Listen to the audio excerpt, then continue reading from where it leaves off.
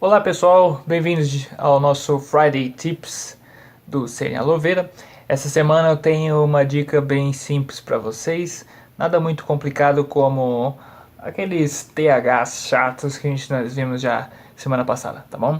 Esse é um som que geralmente alunos tanto de básico quanto intermediário, até os últimos níveis mesmo, eles ainda têm a tendência a ler como o português. E aí acontece que há erros não são muito bons não. Então assim, se você quiser ser fluente, se você quiser falar o inglês bem, é melhor que você respeite a língua, respeite todas as regras, ou algumas delas, pelo menos, e que vocês saibam direitinho como falar as palavras corretas. É lógico que tem algumas delas que não, mesmo que você pronuncie errado, mesmo que você pronuncie um som que não era o correto, há o entendimento, alguma comunicação ainda. Porém, todavia, contudo, se você quiser ser uma pessoa proficiente, uma pessoa que realmente, como eu falei agora há pouco, que ela respeite a língua e quer ser respeitada, você tem que se adaptar à língua. Então você tem que se adaptar à cultura daquele som. Por exemplo, um dos sons que vai aparecer aí para vocês agora, ó.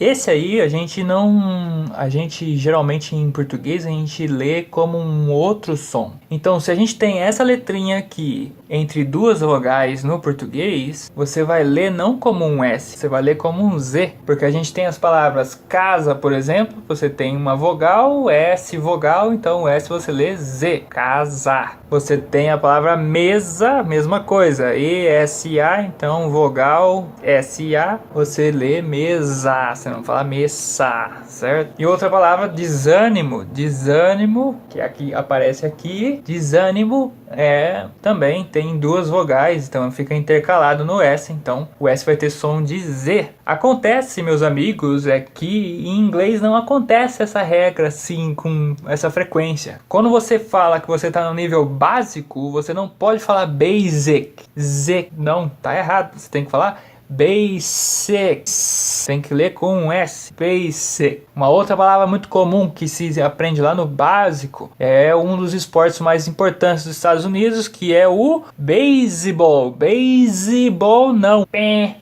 que ser com S, baseball, baseball. Uma outra palavra que vocês falam muito, todo dia, todo santo dia vocês podem chegar e querer usar o computador numa lan house, tem que falar house, e nem aquela balinha lá que vende na padaria ali do lado, house. Uma outra coisa que você vai usar nessa lan house é o computador, que tem lá a telinha do computador, tem o teclado, tem o mouse, tem que ler mouse com um S, mouse.